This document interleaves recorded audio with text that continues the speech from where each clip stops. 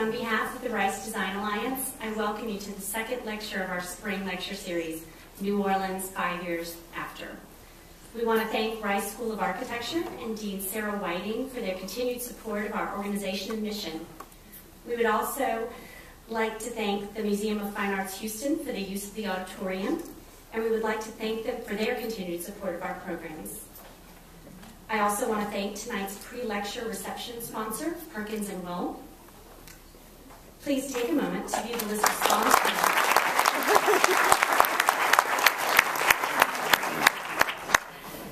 Please take a moment to view the list of sponsors on tonight's lecture.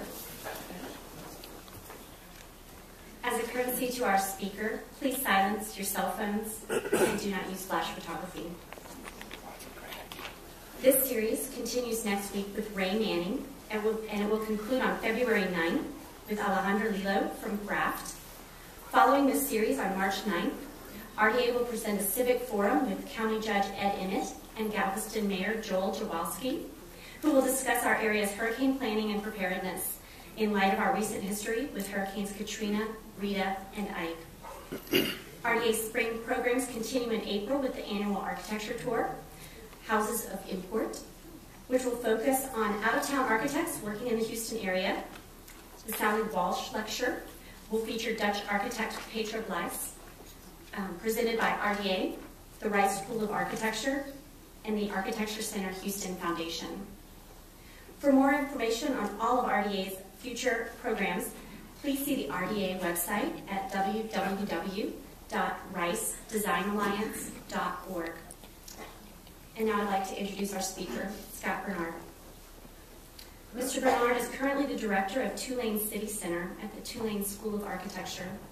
The center focuses on applied urban research and outreach programs and seeks projects that improve cities, especially New Orleans.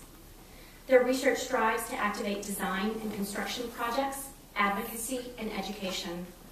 In this role, Scott has overseen the completion of more than 40 successful design and construction projects. Scott holds the Jean and Saul A. Mentz Professorship in Architecture at the Tulane School of Architecture and is the recipient of numerous teaching awards. His seminar courses investigate the subject of multifamily housing. He is a licensed architect and a principal of Process Design, a small private research and design practice focused on building in the climate and context of New Orleans. Mr. Bernhard is also the co-author of a forthcoming book on New Orleans' housing typology, and is the president of the Line Agency for Sustainable Hot Humid Design, a new nonprofit organization dedicated to green building practices in the hot, humid, tropical, and subtropical zones, such as New Orleans, and Houston, for that matter.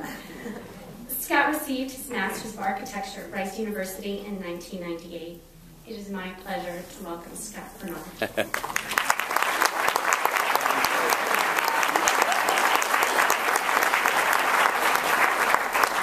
For those of you thinking I'm experiencing accelerated decrepitude, that was actually 1988 that I received it. That's the kind of error I love to hear about. All right. Oh, look, the slots show up.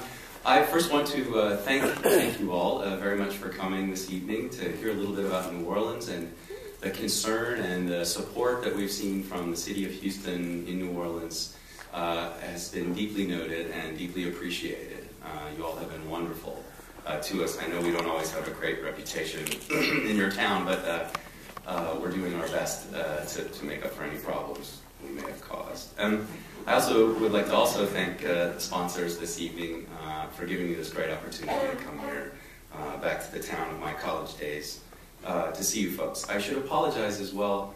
I've just been lecturing at the University of Cincinnati last week. Cincinnati experienced the terrifying phenomena where frozen precipitation falls, and now I have a terrible cold. So hopefully everyone can hear me all right, Okay. Tonight I'd like to talk a little bit about New Orleans, specifically the characteristics of the city, how the city's morphology, how its topography influenced its morphology, how that in turn creates the architecture of New Orleans, and then the effects of Hurricane Katrina on those phenomena, and then finally finish up with some examples of the things we've been doing at Tulane University to help hold our city together, to help rebuild New Orleans in a very positive and new way. I'm more than happy to entertain questions afterwards too, and talk about any kind of subjects related to the city. So first, I hope I won't make a kind of tedious repetition for those of you already familiar with the city, but for those of you who aren't or who don't know it in detail, I thought I'd just quickly describe the nature of it. This is Lake Pontchartrain up above the city to the north. The wiggly blue line is, of course, the Mississippi River. And you can see that the areas to the left and the right of our metropolitan area are a kind of green, brown, murky area known as the swamp. You can probably also see this line right here. Can you spot that? That's a line on one side of which is a swampy territory that lies a few inches above sea level. On the other side of that line, in the urbanized area, is a suburban street with typical slab-on-grade homes that lies about 12 feet below sea level. The phenomena there is that the swamps were drained, and when you drain the water out of the soil, it shrinks. And that shrinking was quite substantial in those areas that were very deep swamps. And so this is all 20th century development, and it continued apace using 20th century construction methods that didn't make a whole lot of sense in our hot, humid, low-lying territory, but they were the means of construction of the day. The portion in the box is known as Orleans Parish, or the County of Orleans. And if we zoom in on that a little further to look at it specifically, and then convert it, I think, maybe to an easier-to-read graphic, I can tell you a little bit more about the city. The blocks shown in black right here are the French Quarter, pardon me, and then you can see the Mississippi River and Lake Pontchartrain surrounding us.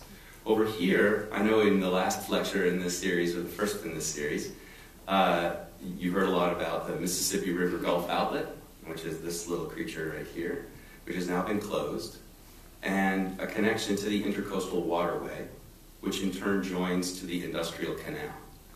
All these waterways have been constructed in order that shipping traffic could move from the lake and from the Gulf of Mexico into the Mississippi River and vice versa without taking that shipping traffic through the mouth of the Mississippi, which is terribly difficult to enter and even more difficult to exit from the Mississippi right into its mouth. So moving in and out through the lake has become the strategy used by most shipping, and the Intercoastal Waterway and the Industrial Canal facilitate that. Now this shows the topography of the city of New Orleans. And it's a counterintuitive topography. At most places in the civilized world, the water has the courtesy to be below the urbanized area, and the urbanized areas exist above that water. In New Orleans, the topography reverses that relationship. The closer you get to the Mississippi River, the higher the ground gets. What this means is that we're in a distributary landscape, meaning that the water in New Orleans can't drain to the Mississippi because it would need to crawl up the hill. Instead, all our water drains out into Lake Pontchartrain. When it was a swamp, and this portion of the city existed near sea level, that drainage was a natural phenomenon, and this bayou took that water out. In the 20th century, we constructed pumping systems. You can see the outfall canals constructed throughout the city, and water is pumped out of those low-lying areas into Lake Pontchartrain. It's kind of a fascinating thing to see that water come up out of the earth and be pumped into the lake. The lake is the sad recipient of everything that goes into New Orleans' drainage system, which during Mardi Gras, I've always imagined that if I went scuba diving in the lake, which I plan never to do, I would see the bottom littered with Mardi Gras beads and frilly underwear. Now, every drop of rain then that falls on New Orleans flows to the low-lying areas in the city, and then is pumped out into the lake using giant pumping devices such as these you see here. There's just a few instances when these pumping system elements become visible above ground. And those instances kind of give lie to the giant monster constructed in the early part of the 20th century that's underground in New Orleans. Now, okay. Sorry, I thought I said something wrong there for a minute. All right. My students make fun of me whenever I have a cold, so I'm used to that. Hurricane Katrina then came to New Orleans. It dumped a very modest amount of rain. I mean, you all have experienced rain events with hurricanes and know that it causes flooding that's short-lived, hopefully. But New Orleans didn't flood because Hurricane Katrina deposited a lot of rain. And it didn't flood because the storm surge was greater than the design limit of the levees. In fact, the levees in New Orleans against the lake and the river weren't breached. It was the levees on the sides of those drainage canals that I described before that were designed below their design standard, or that were built below their design standard, that failed. And they failed and slowly filled the city with water, kind of like filling a bathtub from the bottom up. You can see then the extent of that water seepage, and you can see, the extent of that flood mapped here against the topography of the city, and understand that our topography told the story of the extent of the flood in a very direct and rather simple way. Now, there's one other bit of information to communicate about the city's organization, and that is how the city grew over time and what was flooded in terms of its chronology. So we talked about flooding in topography, the next would be flooding in chronology. There you see the French Quarter that we've described before, sitting here by the river's edge. The French Quarter grew up and down the river with one little finger moving back to that bayou. Once upon a time, that finger identified the portage zone, where goods would be carried from the bayou to the river and back.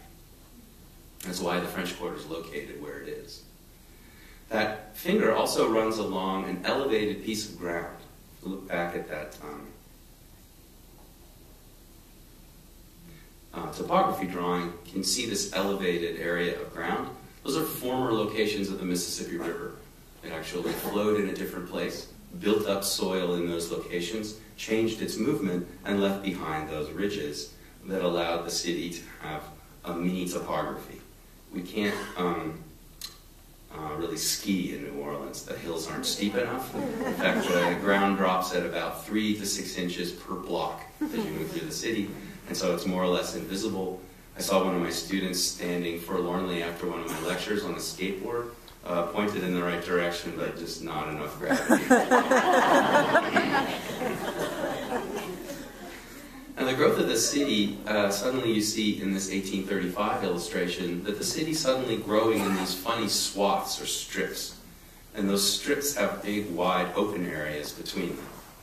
This was because New Orleans was primarily an agricultural landscape, and one divided up into plantations, as we see here. Plantations were always constructed by taking the tangent perpendicular to the tangent of the river at a given point, and extending a line back from the river's edge into the swamp. Now, none of these lines arrive at a focal point or any kind of logical organization back here because this was a swamp and nobody cared. So we had a territory then that was long and thin, moving from the river back to the swamp. You can plot that over the contemporary city and actually see underneath that the block pattern of the city is entirely contingent on the gradual platting of the agricultural landscape. It's even possible to look at an existing plantation, like this one, St. Joseph, and see in its agricultural fields the grid of a city waiting to be. That relationship persists and even diagrams the locations of wealth and poverty in New Orleans. Once upon a time on the plantation, the owner would live close to the river on high ground, people working for the owner behind, and then further still, people working unwillingly for the plantation owner further back. And then those landscapes would extend into the distance until they reached the swampy ground that was not plantable. So the city continued to grow, logically following those high ground areas, never constructing things in the low-lying swamps, until we get to the end of the 19th and the turn of the 20th century. Then the pumping systems were constructed, and you can see the rapid urbanization of what were really bad places to build a city. All the way up to our current century, when you see we had urbanized the entire territory, except for this park, called City Park, left in the middle of a very low-lying area, and this little sliver right here, which is an old plantation never turned into an urban grid. It now contains Audubon Zoo, Audubon Park, and Tulane University. If we plot that all at once, you can recognize the pattern, with dark being old and light being new, of the city's growth along the high ground. If I plot that, this is 1879, if you think my graphics are a lie. I wasn't alive in 1879, and this is that same information plotted on our drawing. And now we're looking at a relationship between the flood and the area of the city that existed in 1879. If we plot those areas of the flood that were deeper than about 1.5 feet, we see the deep flood areas exist almost entirely in territories that were not urbanized in the 19th century. So what we lost in New Orleans was the new city. We lost the city of the 20th century. We didn't lose the city of the 19th. And because of New Orleans' profound poverty, most of the 19th century city was still intact. New Orleanians had simply been too poor to tear it down and replace it with anything else, like you civilized people in Houston do.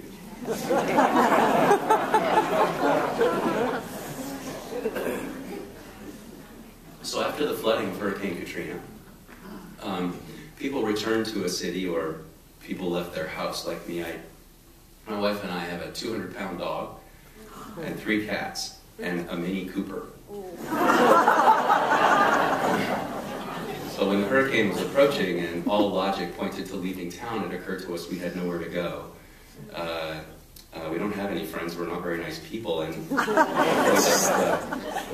don't have any family except California. No hotel will take you with a 200-pound dog. So we stayed in the city. We had always stayed for the storms for exactly those reasons. We're quite confident that our house that had been there for 160 years would still be there after the storm. And in fact, we were right. Our house received no damage at all. There was no flooding in our area. We're only about a block from the river, so we're on very, very high ground. But those coming back to the city, and those of us wandering around photographing it, could spot suddenly this mark on the sides of buildings. As you can imagine, the floodwater was full of all kinds of things that it's not really good to talk about in polite company, and it produced a kind of fetid stew, and it marinated those buildings and the city for several weeks. This is not the line that indicates the extent of the flood. This is the line that indicates where the water settled and stayed for many weeks.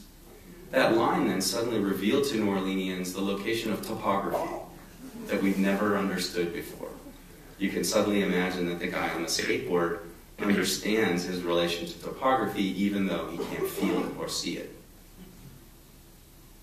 Of course, the consequence of flood, of the nature of that water, and of the nature, of its extent and the duration of the flood, utterly destroyed the dwellings that were sitting in it.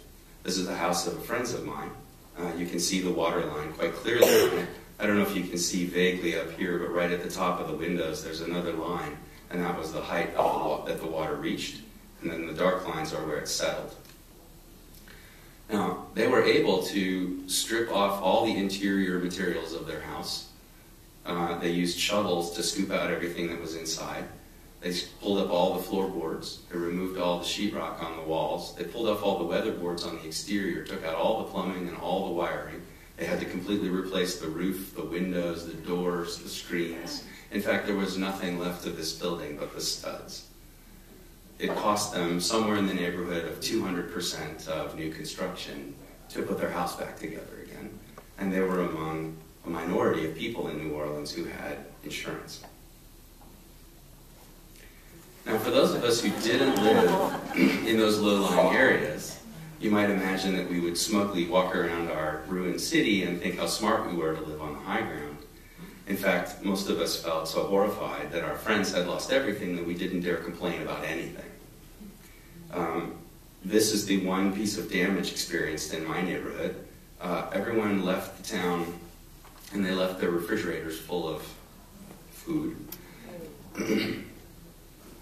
And what happens is bacteriological phenomenon happen. It turns out that refrigerators only work if you have them plugged into live electrical outlets.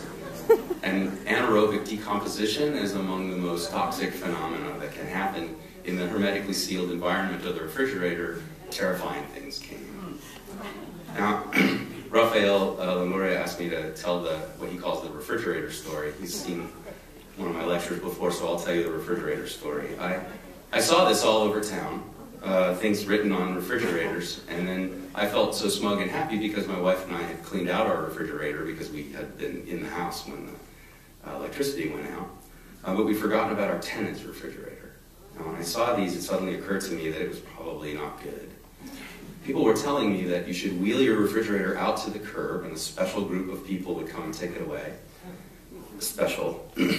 And they also told me not to open it under any circumstances.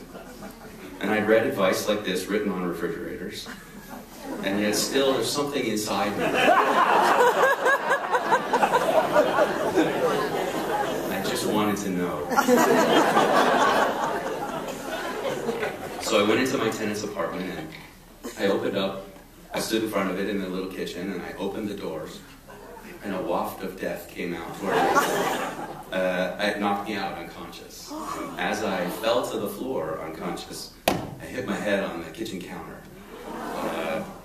So I was completely out, laying there. And luckily, only a few days later, my wife realized that I hadn't come back from the apartment.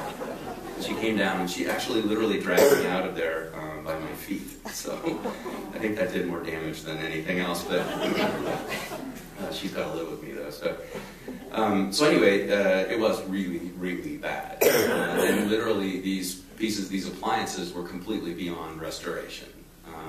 They had to be disassembled and the various fluids and elements within them and the toxins in the equipment all had to be removed. This was a huge undertaking done by and financed by FEMA.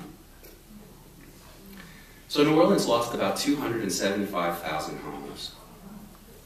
275,000, not just in Orleans Parish, but in the surrounding area. But Orleans Parish is by far the largest number of homes and the population center of the metropolitan region.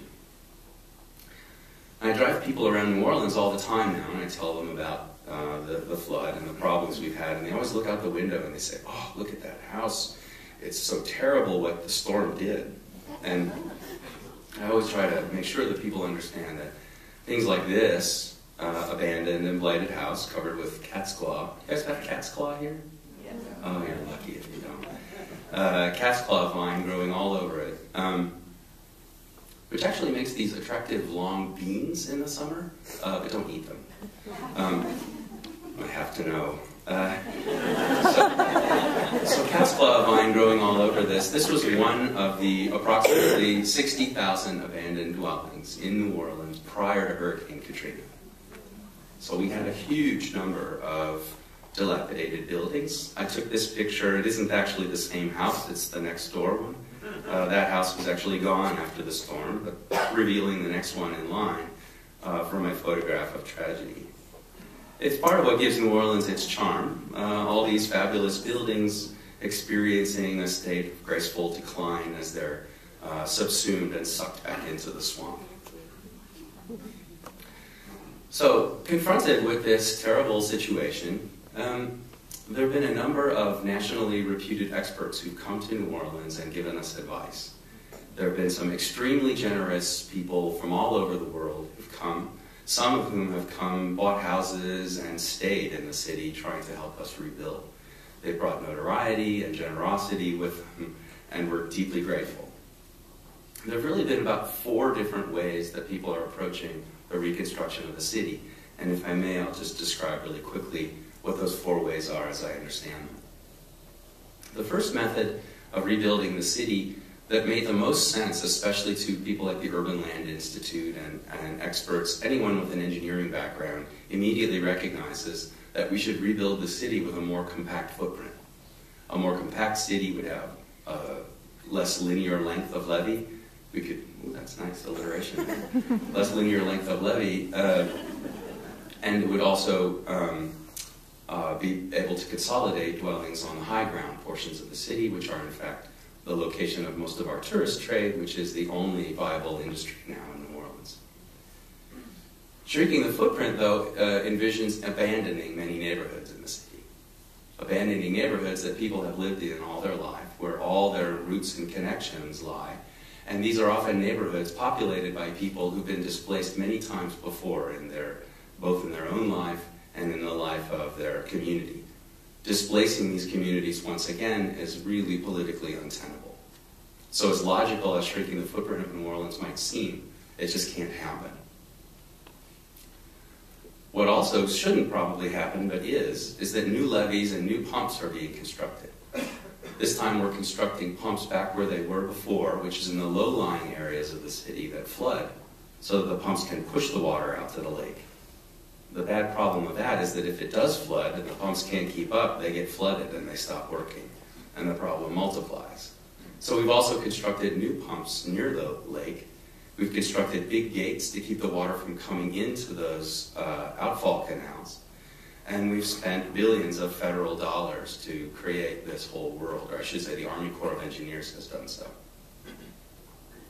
But the system is now built to be exactly what it was supposed to be before Hurricane Katrina.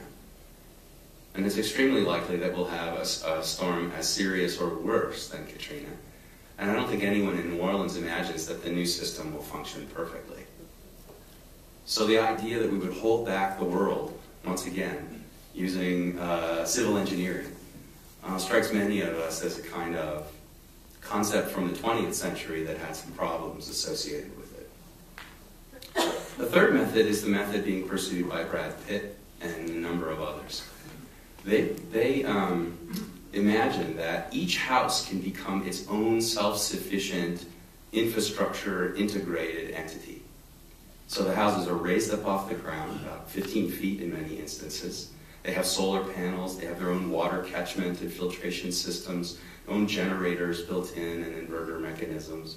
They exist as kind of self-contained entities. The funny thing about this approach is that it imagines people are coming here from civilized parts of the world where you live a kind of self-contained existence in your dwelling, where New Orleanians have never done anything of the sort. They live out on the street, they walk around all the time, they sit on their porch and talk to everyone. Everyone's poor and doesn't have any money, so you walk around talking to people. It's kind of fun. So there's a kind of beautiful 19th century life and street culture in the city, and that's really deeply undermined by these new kinds of dwellings.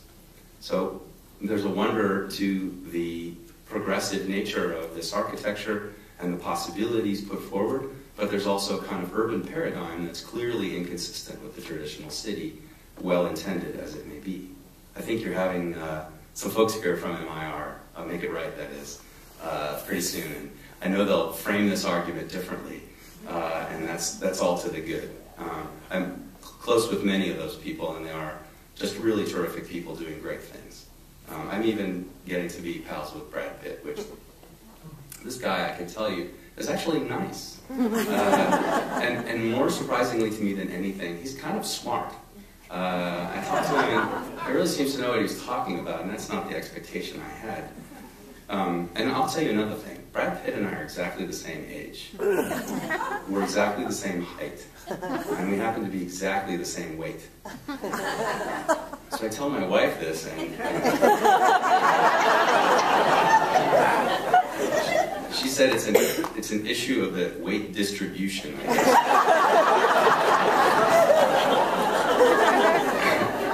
I don't really understand, but the fourth way, if I could quickly describe, is an ambition that we work with in the Tulane City Center, and we call it a slow green shift.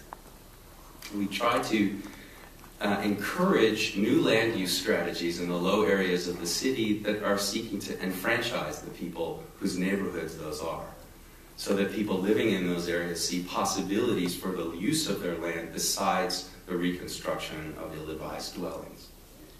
At the same time, we try subtle increases in density in higher ground neighborhoods, especially reassembling blighted neighborhoods that exist in enviable topographic locations. So it makes all the sense in the world to us to help execute this shift or move to high ground. But we imagine it's something that should unfold slowly over 50 or 75 years, and that should be accompanied with an enfranchisement of people in those low-lying areas rather than simply a direct displacement. Let me talk a little bit more, if I can, about this notion of shrinking the footprint in New Orleans. Well, this, by the way, I'm sure there's some people who do graphic design and are familiar with the issues there. Let me show you one other. These come from the newspaper, from the Times-Picayune now.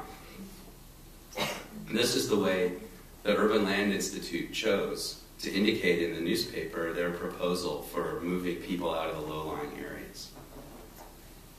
If the area is black, you get kicked out and moved somewhere else. If it's a little black and a little white, we're going to change it substantially, but a few people will get to stay. And if it's white, it's on the high ground and everything's fine. Wow. Now, literally, this is the worst graphic design proposal I've ever seen. It is largely African-American communities, the large middle class of African-American community that exists in New Orleans, as well as some struggling communities that live in these very low-lying areas. And just the kind of choice here, and even the text, that the people imagined that they were going to be environmentally tested. It was truly horrible. Now, this is a drawing showing you the blocks in the city that reside entirely above sea level. And in fact, you could put the entire metropolitan population of 1.2 million in this area. We could certainly put the entire population of New Orleans, which is about 310 or 320,000, in this area without any increase in the existing densities. It'd just be a matter of filling vacant lots and restoring blighted homes. But what that sounds like to most people is an increase in density. And density has a terrifying sound to most people for reasons I can't understand.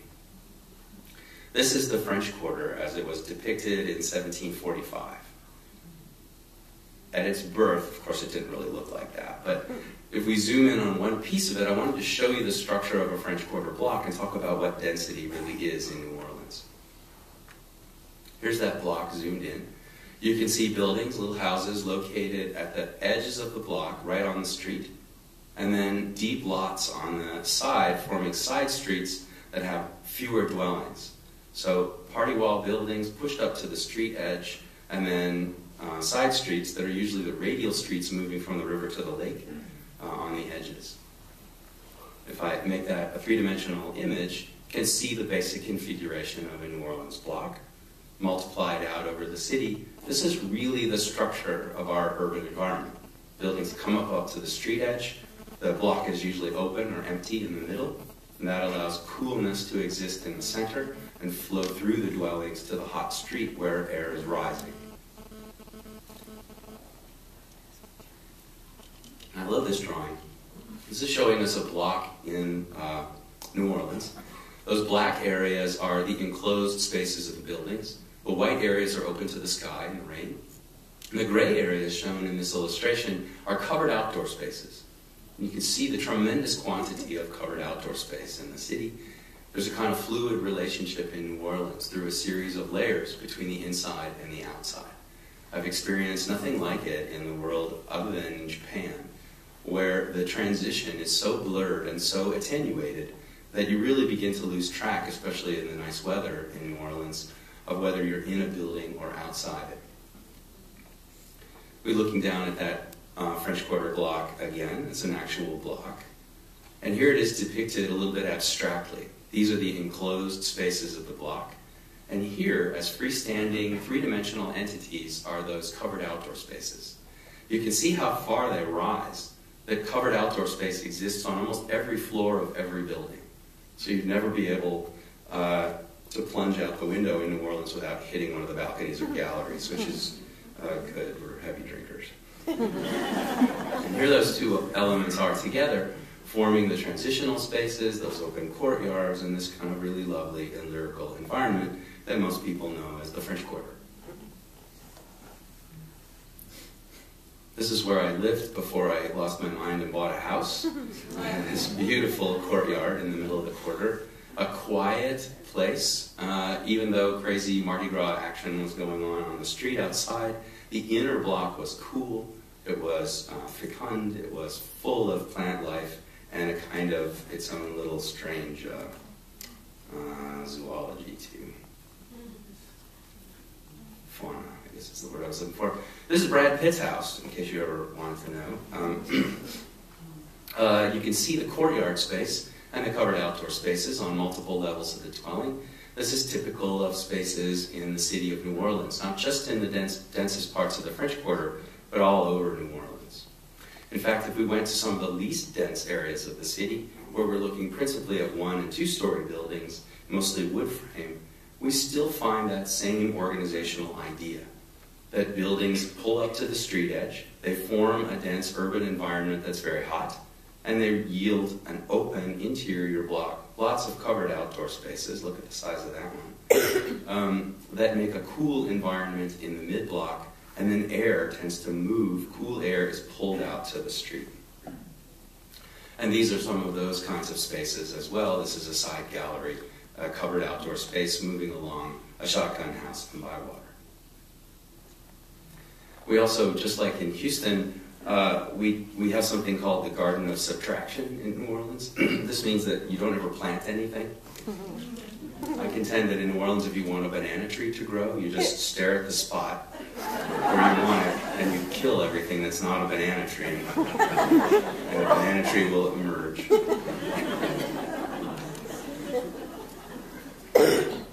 Now, this is the architecture of the city. It has a really common set of characteristics that repeat again and again. Those often masonry, but always thick-walled, cool interiors, usually a series of rooms enfilade without corridors, and even often missing interior circulation, vertical circulation inside. Then a large attic at the top, never occupied, and gallery spaces or balconies out the sides to prevent the sun from ever reaching that core of rooms. They also provide the horizontal and many times the vertical circulation for the dwelling as well. The attics in New Orleans are not or shouldn't be used for storage. My attic reaches about 160 to 180 degrees in the summertime, but that heat is ventilated at a high rate of speed passively and helps to keep the interior of the building cool. This diagram by Stephen Hall over there on the right, from back when he used to write books in the 1920s, I think, made this little diagram of the New Orleans house that I've always loved. This is really what the house is. It's a simple box of rooms, and it's surrounded by this penumbra of shading devices to help keep it cool.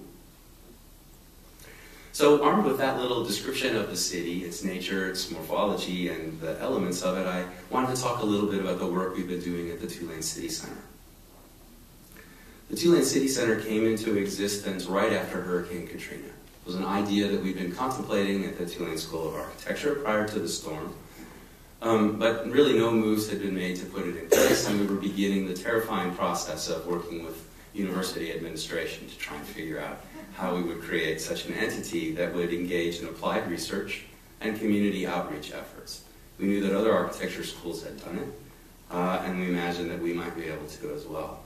After the storm, we just stopped asking people and just started doing things. That happened all over New Orleans.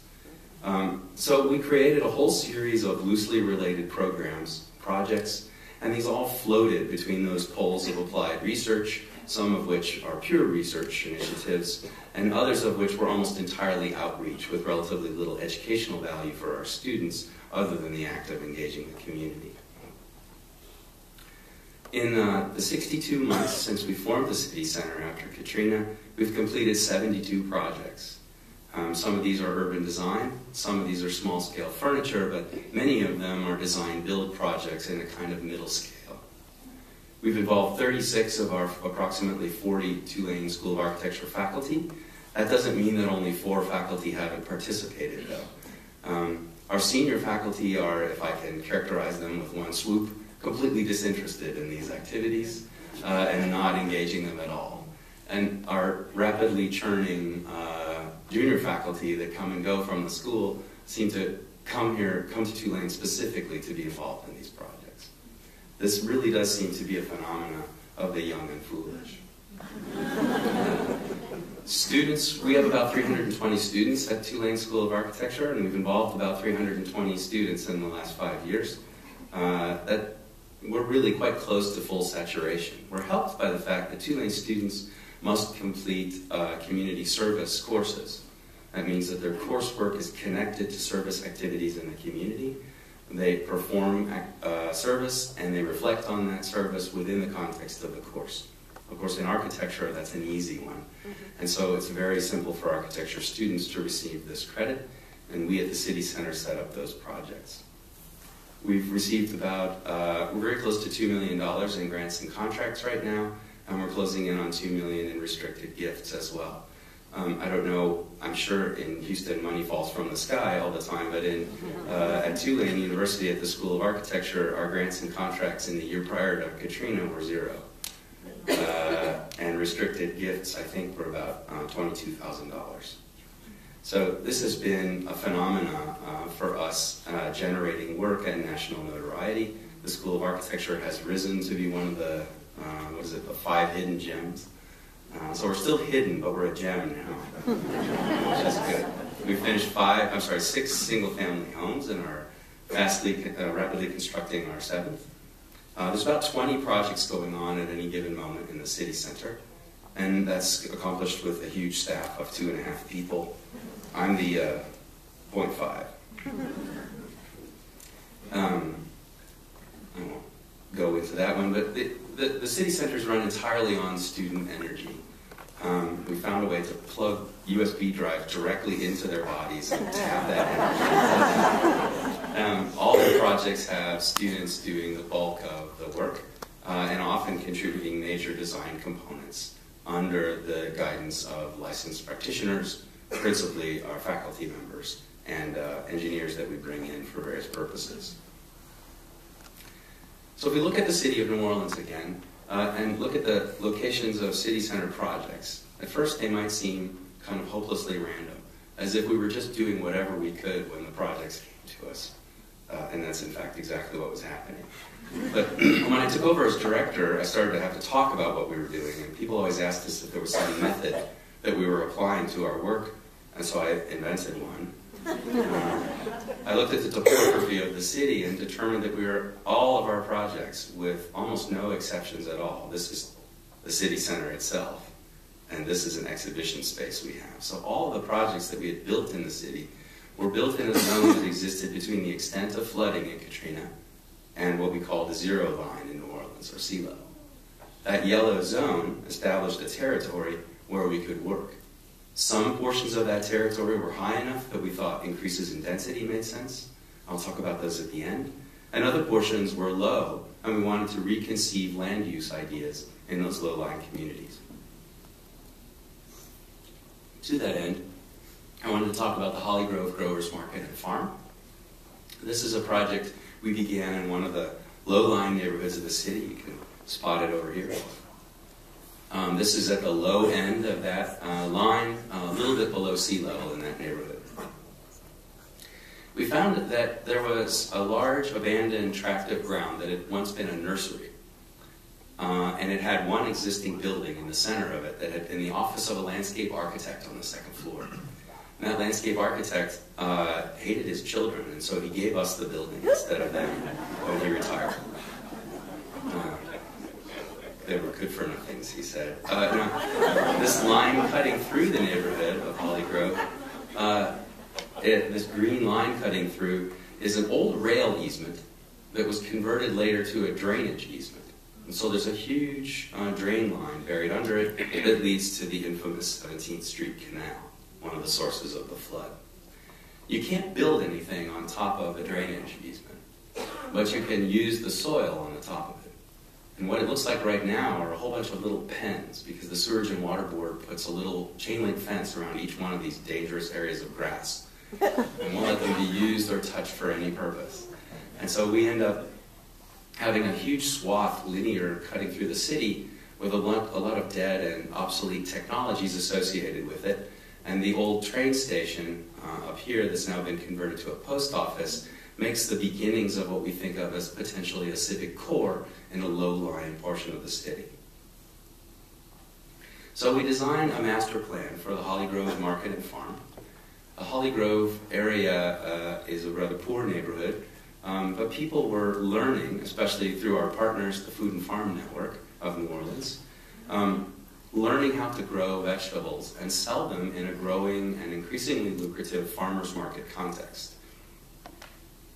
They learn those techniques, and as they learn and generate revenue, we continually expand and rebuild the agriculture facility, both the teaching facilities and the market facility itself. We also build economic relationships. We have contacts and connections with fancy restaurants you go to in New Orleans. In fact, next time you're in New Orleans and you're at Emerald's or something, and you order one of those salads and it has those tiny little eggplants that are so pretty you don't even want to eat them, those very likely came from the Holly Grove farm. Tiny eggplants are one of their high-value crops. So creating those relationships and creating a vision for what all this might be when it's complete, helping people, especially donors, sponsors, and people trying to give approval in the community, give them a vision of what this is going to be when it concludes, is a very important function. Now the market is up and running, even though we haven't actually done the interior build-out on this portion. But the market is actually bringing together two kind of very disparate groups in the city. There are a lot of wealthy folks from parts of the town who actually come to the market to buy this wonderful produce. And there are people from the neighborhood frequently who are growing this produce and bringing it to market. This young gentleman on the left is named Timothy. And Timothy found out there was a plantain tree in his backyard. These are the plantains that he's harvested himself. He didn't know how to make change or do things at a farmer's market to be able to sell this, and so it was all part of the setup for Timothy to be able to sell this, these commodities. Timothy made $600 a month for 2 months during the plantain season.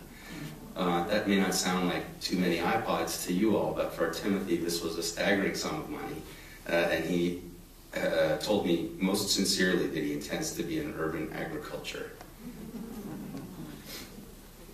Now, we build components of these projects too. It's especially important to show that something's happening to people in the neighborhood.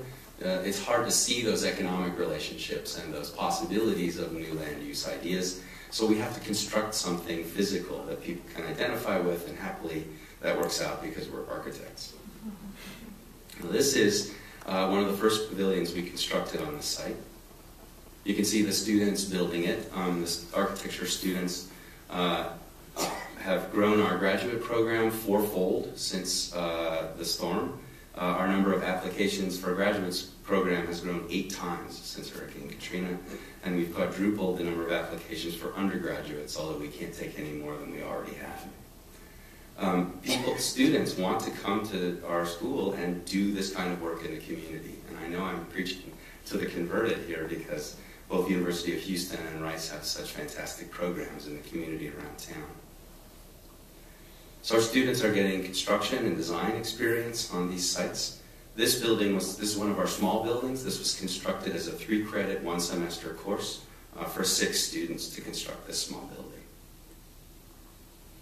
One thing we have to do all the time that I hate most of all is eat crawfish. In New Orleans, we learn very rapidly that you don't go into a community because you're a swell do-gooder and give people things. The way it works is you sit down with the community, you get to know people, you talk about what their interests are and what they want to see, and then you kind of make a sincere pledge that you're going to be there until things are concluded. There have been a whole lot of people who have taken shortcuts around those ideas and burned a lot of community members. So we take this engagement with the community very seriously, and we're really all over the town. Tulane students have gotten a fantastic reputation. But the crawfish thing. Unfortunately, New Orleanians eat dead cockroaches dipped in sauce or something like that. I mean, they tell me that crawfish are not so awful. You guys eat them here, don't you? I pretend to eat them and I put them in my pocket. So here's the building complete. It's a storage shed in the one side. The other side is a covered outdoor space, which I had mentioned before was an important element of New Orleans culture, and an entry arbor that's now planted with kiwis we're trying to get to grow. I love kiwis. And on the roof, you may notice that the roof is butterfly-shaped. It collects water in its center, runs down this translucent gutter to a 900-gallon cistern located here at the back. And then with the aid of a little solar-powered pump here at the top, we collect that water and pump it out to irrigate the gardens. Can you see this little bit of garden right here? I don't have a lot of pictures of the garden, but we have about 4 growing seasons in New Orleans. I know you guys have a similar phenomenon here, and the fecundity of the place just never ceases to stagger me. We were honored to have the London Philharmonic Orchestra play under this pavilion. You can see them right here. And also jazz ensembles have come. It seems to be a favorite place for jazz. Now this little guy, we got permission from his parents to take pictures of him and use them in some of our materials. So he's always at these events, and we always take pictures of him. So I feel like I know this guy. Now this is a rare picture where his thumb is actually not up. He's always going like this. Anyway, I love that guy. Another good project to show you, we call the Eco Pavilion. This is a little pavilion built in the botanical gardens of the city park. Also in a low-lying area of the city, where we could start talking about different ways of using the land, different ways of thinking about architecture in these territories. The Eco Pavilion is constructed entirely with recycled components. Shell refineries were kind enough to open up their junkyard to us, and we recycled a great deal of the metal in this. All of the wood comes from buildings, houses that were being deconstructed rather than demolished in the town. Again, students are constructing this building. This one was much smaller and had a similar sized crew, and so the fetish level of the details really got a little out of control here, but it's a pretty spectacular space, I think. And you can see here the construction of a little wetlands area. This is used for water sequestration and water filtration in the project. So we collect water on the roof of this little cube. We let that water pass visibly down into this area to sequester the water, and then eventually use a solar pump to pump out filtered, sequestered water into this green wall that you see behind it. This is my favorite slide. If it's raining and you're in New Orleans and you're in the botanical gardens, run to our pavilion. Because this little hat, this little upside-down Tin Man hat, is spilling water down into this flower pot. And then it runs from there out into the irrigation tube. And it's quite lively. And it rains all the time in New Orleans, and it gives you about 8 seconds of warning before it starts. And so I've actually been in the park when it's raining to see this. This green wall is now heavily planted and again watered by a pumping system from a little solar panel on the roof. It's become a favorite spot for weddings. I just found I snapped this picture when they were posing, one wedding happening there. And I've been trying to figure out why weddings would be good here, but what I figured out is that there's a lot of vertically challenged grooms. And they're marrying these women who are tall and wearing heels. And so they stand on our little ramp right here. And it makes the boys feel like real men. I do love this image also because in the distance there you can probably spot a little WPA pavilion. A pavilion constructed at another moment when the economy died and people kind of came together to try and build community at a moment in our country's history that was marked by tragedy and difficulty, both economic and in terms of natural disasters and the like. I just love to see our project in relation to it. So one more low-lying project in the city, if I may. This one is the Viet Village Urban Farm. Again, a low-lying portion of the community, a very tight-knit Vietnamese community, came to New Orleans in 1975, all Catholic, and moving out here, and this little part of the city really runs as its own autonomous entity. Not much English is even spoken there. There's already a tradition of urban agriculture and small-scale gardening in this area, and already a tradition of a market. But the infrastructure for doing this in a sustainable way and the connections to help bring those produce elements to market was lacking. So we came in with the expertise of Elizabeth Mossop, an excellent landscape architect and chair of the landscape architecture department at LSU, joined us at Tulane, and with some Tulane faculty, with some ecologists, with some students from the business school, we teamed up to produce the Via Village plan. And you can see we're not really addressing the issues of the surrounding slab-on-grade houses in a low-lying area. We want to first develop traction and legitimacy by producing a productive agricultural landscape, and then begin engaging the issues of how one might live more sustainably in these contexts. The infrastructure here is soft infrastructure for the most part. This works with the biology and ecology of the area. And you can see when the project is complete, people will run deliriously to the side. Now, a few bits of architecture just to assure you that we have an alternative to farmers at Tulane.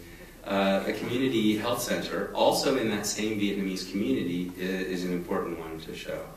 It's also way out here, near the Viet Village farm. Now, the Vietnamese community inherited this old post office. Now, the federal government mandates that post offices be built at 5 feet minimum above sea level. So this is in a below sea level neighborhood, but it's built up pretty substantially. Post office abandoned it because this zip code was decommissioned. There's not enough people living in that part of New Orleans anymore. Now that's Father Vienne, the fellow right here, and Karen DeSalvo. Father Vienne is really the head of the Vietnamese community, and Karen DeSalvo runs Tulane's medical clinic outreach program. I should mention that the charitable medical program in New Orleans collapsed completely after the storm.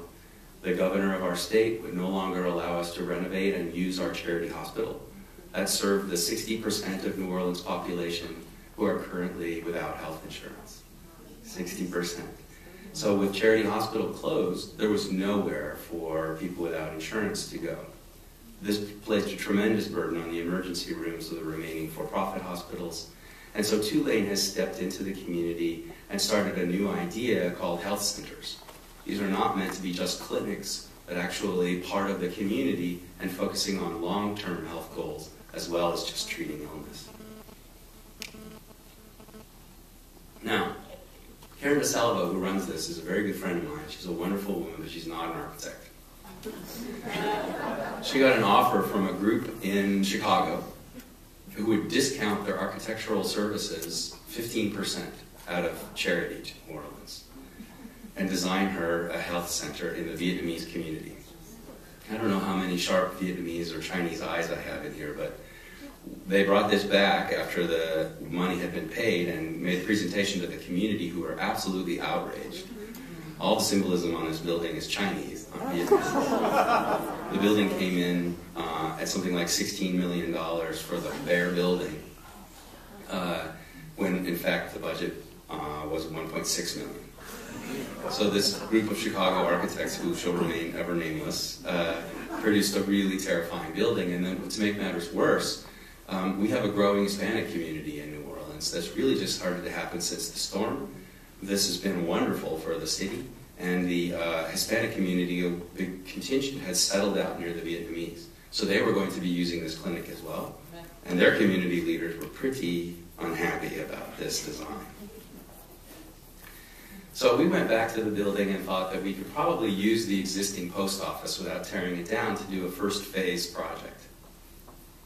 One of our faculty members, Thaddeus Zarcy, led a group of students to research and then design this little clinic conversion.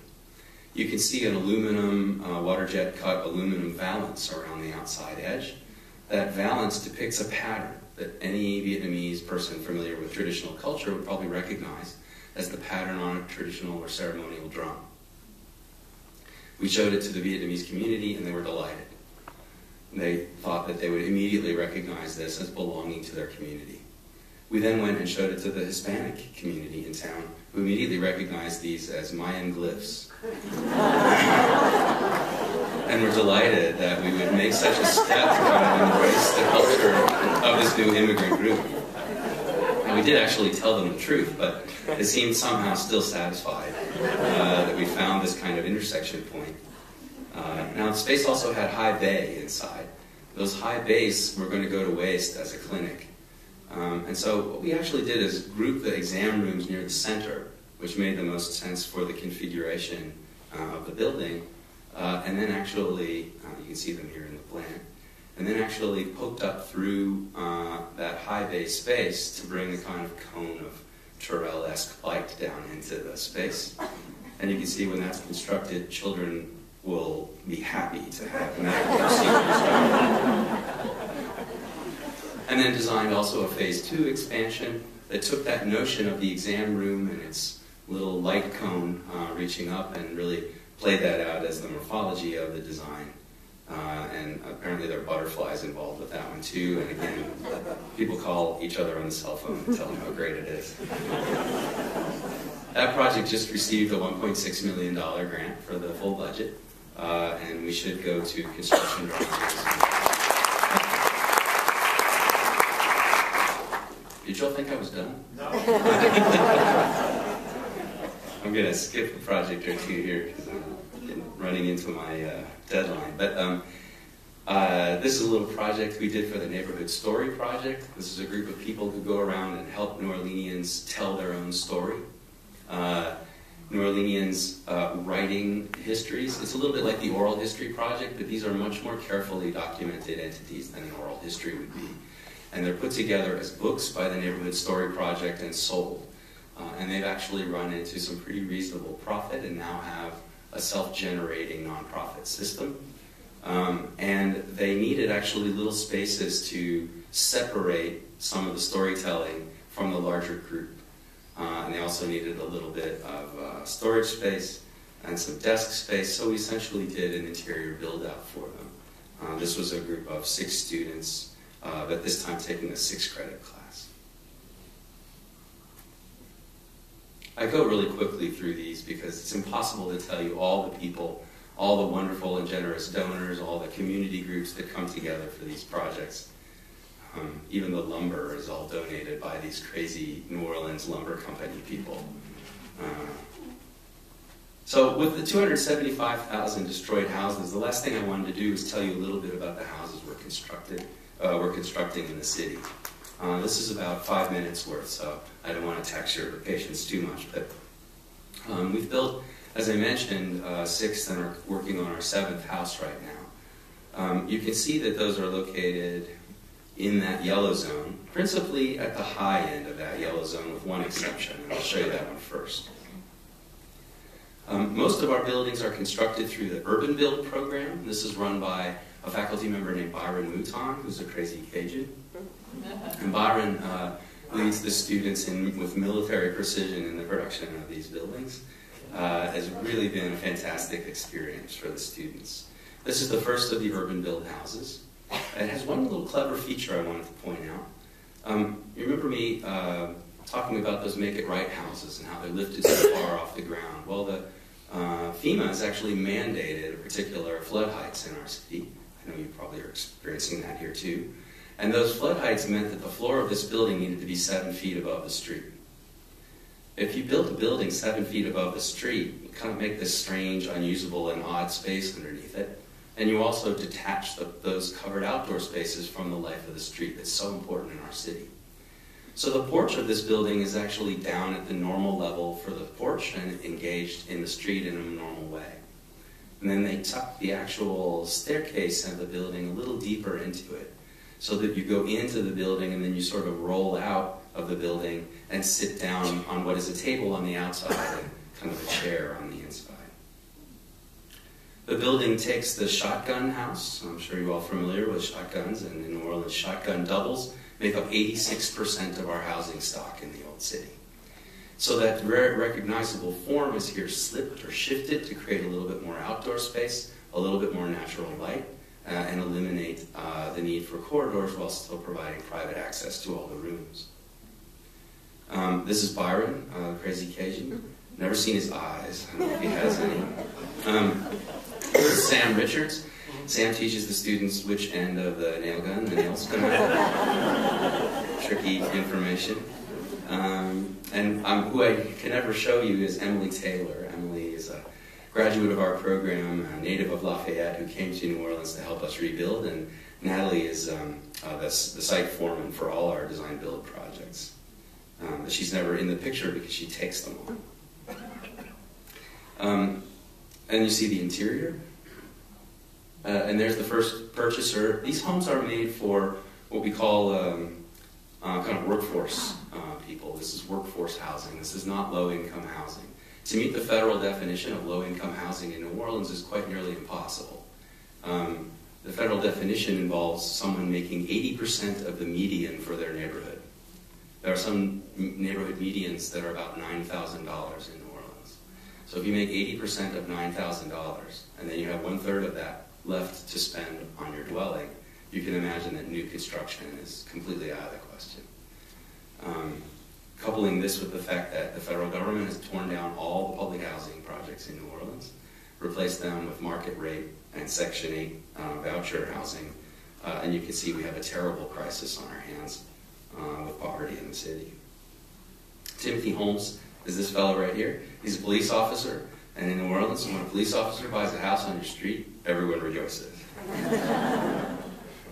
There's Byron in the middle of swirling students working on the second of their houses, and this is where we started thinking that we're probably not going to be able to build all 275,000 houses in any kind of expeditious way, so we would instead try to work with new materials, new techniques, new possibilities, new technologies to demonstrate to the local building community and homeowning community what those possibilities might be. This second of our houses, based on the Camelback House in New Orleans, is built with prefabricated metal frames. It was great rejoicing the day they came to the site. And this was actually closely monitored by a lot of the rebuilding community in the city because this metal framing stuff seemed like it was really cool. What we discovered was we had to screw a piece of metal to every piece of, we had to screw a piece of wood to every piece of metal in the whole house. And happily we have free, actually it's not free, they pay. We have students who pay to do this work on our houses. So we were able to overcome those problems. But to interface with traditional building components that you can get at Home Depot for reasonable prices, you have to have wood connections, wood to wood. And so you can see wood layering on the metal everywhere. It was our last metal house, but it still came in on budget and on time, thanks again to the tremendous energy of those Tulane students. These homes sell for about $125,000. We work with... they cost us about $90,000 in hard costs to build. The labor is free. And we build one a year through the Urban Build program, and sometimes one a year through another program I'll show you in a moment. About the time we finished this house, the film crews started to come. We were filmed for a documentary that aired on the Sundance Channel a couple of years ago. If you were ever interested to see our program in more detail, the Sundance Channel gave the documentary to iTunes, who sells the whole thing for $10, and you can download it and watch it in the comfort of your own home. It's full of terrible profanity, though. It's a little bit edited like a reality TV thing. I was very disappointed. I say, I walk around, I say profound things with almost every utterance, and they managed to catch me saying only 3 stupid things in the entire documentary. For that. This is the third of our houses, constructed with structural insulated panels. This system actually worked very well for us. This building was a very compact building, very much like the traditional Creole cottages of the city. You see the students, we actually don't use backhoes in New Orleans. They haven't been invented yet, so we dig our trenches ourselves. That's what we tell the students. There you see the SIPS panels arriving and being snapped into place like Legos while the students stand around. This is the student, she's great, Alex, graduated 2 years ago after this house was completed. Alex asked Sam if she could cut a piece of plate glass on the table saw.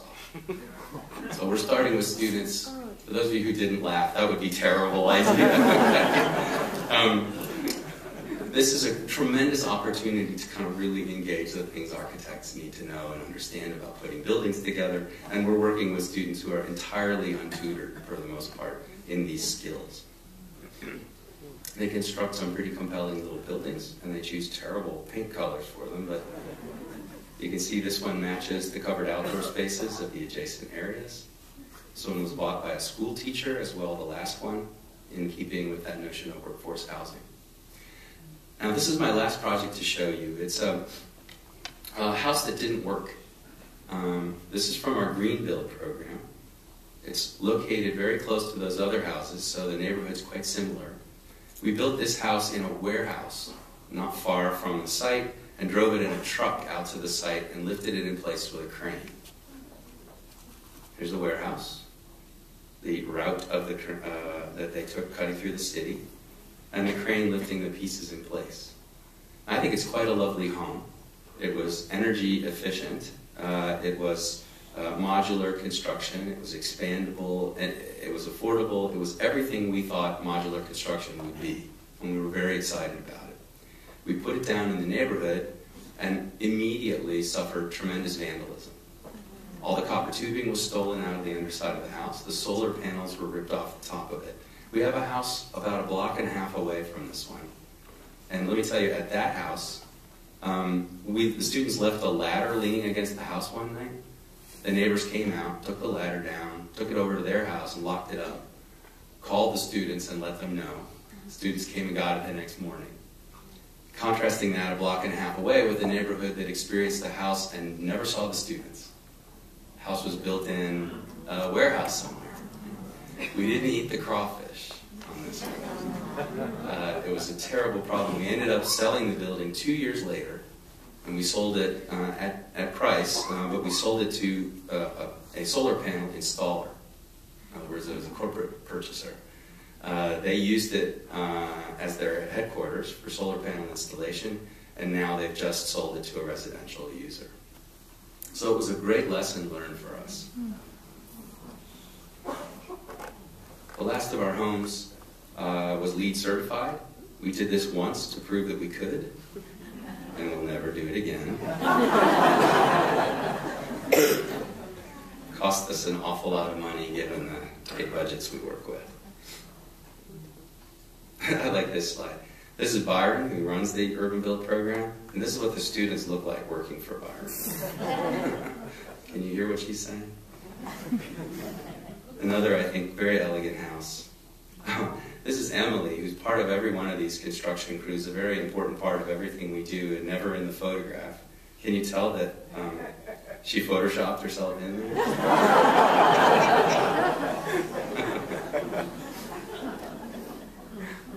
I'm going to skip this last. I just had one last thing I wanted to say, if I might. Now, that's the city center staff. That's me. I'm working on this. This is a crazy Australian ecologist that works with us. It's great to have a scientist with you. Australia is another question, but a scientist who really kind of understands that these buildings need to perform, that the wetlands actually need to filter water, that the bioremediating crops need to actually bioremediate. We've tried to build credibility in the community, especially with these new land use concepts, that what we're going to do really can work. It's not just ideas that sound good to donors. And then Emily, that I mentioned a moment ago, who is everything to the city center. And my last image has to do with the youthfulness of this enterprise. This is really a student-driven enterprise. I'm by far the oldest geezer who wanders through our program. It's been very young faculty, just out of graduate school, and very energetically and eagerly engaged in this. And I think this speaks well to the future. This is Dan's recent contribution to the Earth. This is Max. Max is dressed in a lot of left-wing garb most of the time. And from a very early age, he was taught to fight the power. Thank you very much for your patience.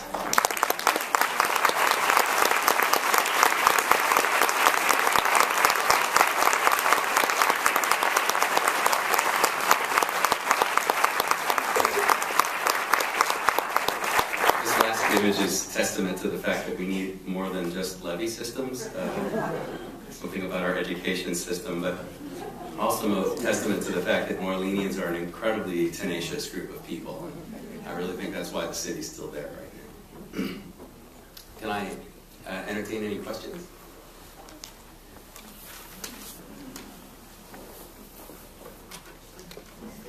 Did I just repeat everything that Mr. Brinkley told you the other day? Do you want to know what I did with our 200-pound dog? We eventually, the National Guard came. The National Guard came. We were delighted when they came at first. We've been in the city for about a week before the Guard came. And we've been helping out all the old people in our neighborhood. Old people in New Orleans, they're just, they're crazier than the young people generally, and they just never leave. So after a couple days, they ran out of water and food and things like that, so we were running around helping all the old people, and a lot of people had left pets behind, and my wife was a kind of pet nut, as you can imagine, from all the animals we had. And so I was climbing over chain link fences and taking care of all kinds of animals. And we were delighted when the Red Cross and the National Guard came, because there would be someone to help us take care of all these people. I went around with the National Guard and I identified where all the older people were that needed help right away and some who needed medical help. They went and got a big flatbed truck, an open flatbed truck, and they loaded all these old people onto the truck and arrested them and took them out of town. The lady who lived across the street from us, Miss Marie, I still don't know her last name, never came back. We just never saw her again.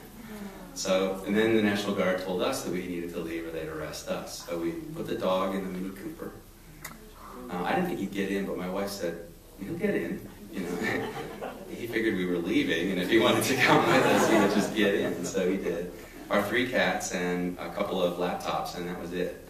We left the town. The wharves were on fire near our house, so as we left, we really thought we might never see it again. We got on the highway, and when we got cell phone reception finally, I started trying to find the number for RV dealers, figuring that I could buy an old used RV, which I did, sight unseen, over the phone with a credit card. I didn't know you could do that. It was a giant RV, 29 feet long. It got 7 miles to the gallon. I'm one of those tree hugger guys too, so I crossed almost the entire time I drove it. It should have been run on tears. And it had a tank that held 20 gallons. Do the math on that. We could only go 140 miles at a time between gas stations, and my parents live in California. The only family we have left. So we loaded our menagerie onto a broken down old camper and drove to California. As soon as we got there, they told us we were allowed to come back. Turned around and drove back to New Orleans. We lived and showered in the camper for a while when we got back because there was still no power. We became the neighborhood shower and toilet area for all the neighbors coming to use our crusty old camper. And then, but we've been happy ever since. I think the storm has brought wonderful things and wonderful people to New Orleans immediately after the tragedy, and it's been fantastic. Yes.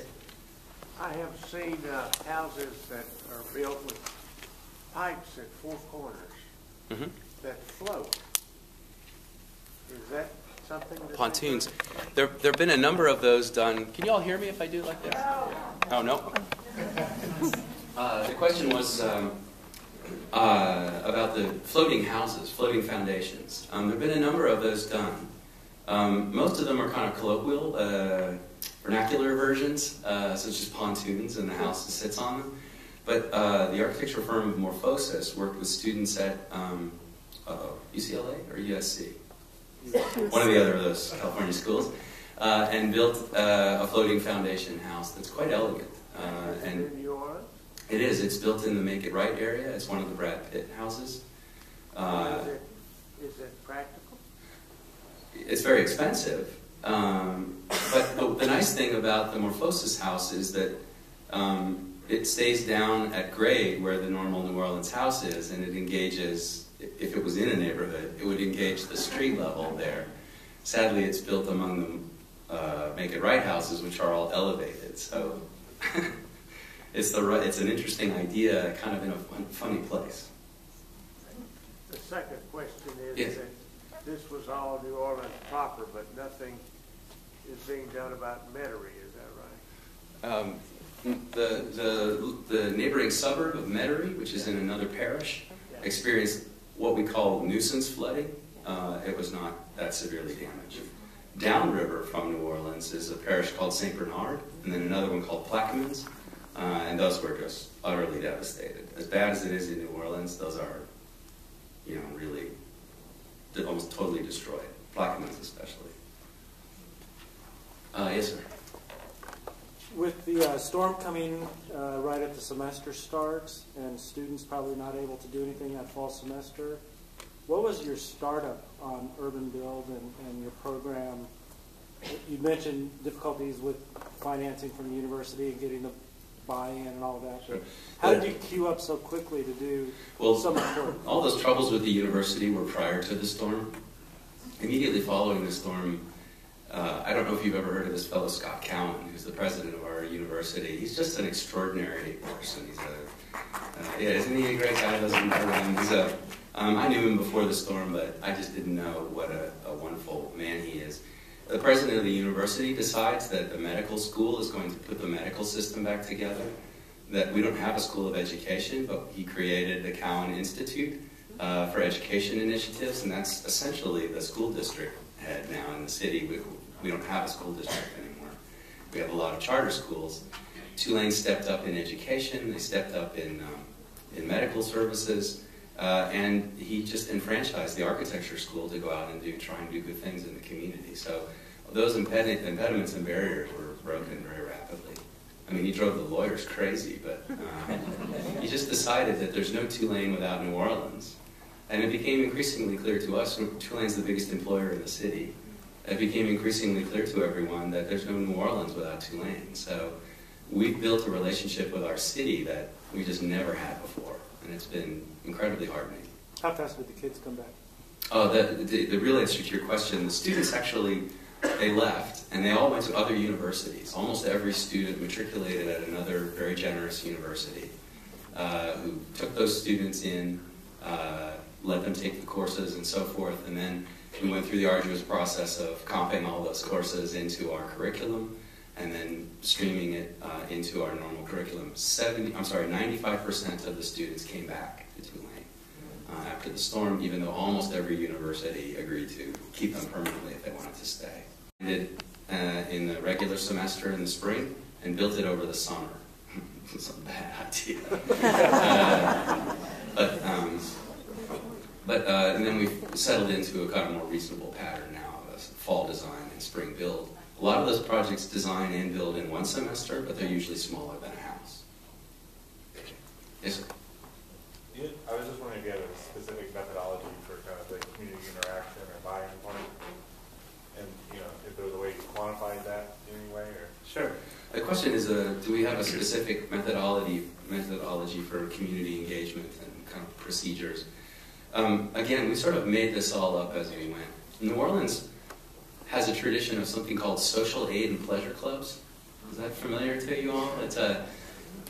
There's never really been much of a government in New Orleans, and once upon a time, the poor had no way to bury people when they passed. And in New Orleans, you can't bury people underground, as you might imagine. So cemeteries are all raised, and they're much more expensive. So groups of people in a neighborhood, in a community, would get together, and they'd make a club essentially to bury people.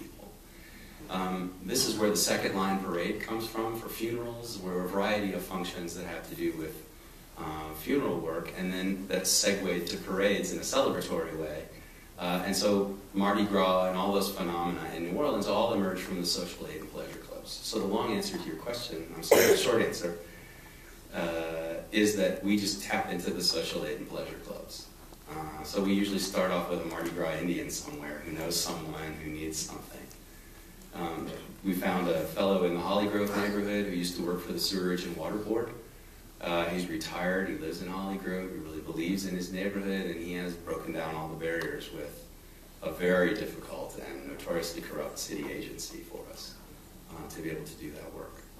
So it's been very piecemeal. And do we have a methodology? The only thing is that we try to stay as grassroots as we possibly can. Yes? I saw that you have grants and then you have other gifts. funding? Are you getting anything from Tulane itself, or are you independently funded? I'm so happy you asked that. Tulane is incredibly generous with us in a kind of moral support way. But we have to sing for our supper. No, there's no money from the university to run our program. It's just one of the conditions of what we're doing. But President Cowan essentially introduced me to one of our primary donors, a man named Albert Small, who's a real estate developer in Washington, D.C. And we just did a couple little projects and showed them to him, and he thought it was great. So he's been a very big supporter of ours since then. We have dozens of others, but I'll just give you one example. So, no, and I don't have a budget every year. I'm asked what my budget is, and I say, I don't know, it's whatever I can get. So we operate about 18 months out. So I know where we are 18 months from now, but that's it. Yes? I wanted to go back to the modular housing. It's a very affordable way to build. It's a very time-sensitive way to build. Is there any way that you thought about engaging the community so that it is an option? I think probably if there was new development in New Orleans, or if there was a really large brownfield in the city that seemed like the right place for housing, that we might approach modular construction again. But we'd probably make smaller modules, and we probably would go through a different kind of community engagement process. But frankly, my answer is really that it's something that works at scale, and it doesn't work all that well in our kind of one-off way. So it's probably not something that the city center would pursue, but we've talked to a number of industry partners who are interested in that kind of idea.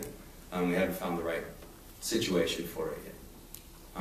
And of course, in the civilized world, it's all different. You know, people don't have this kind of visceral rejection of alien entities that are being dropped on their neighborhood. But in New Orleans, it's really a strong thing, and the community wins. Time? Okay. Thanks all. I